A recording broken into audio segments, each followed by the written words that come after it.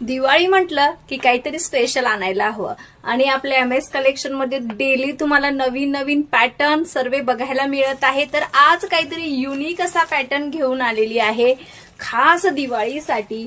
साडी बघा मैत्रिणींनो, काय सुंदर पीस आहे।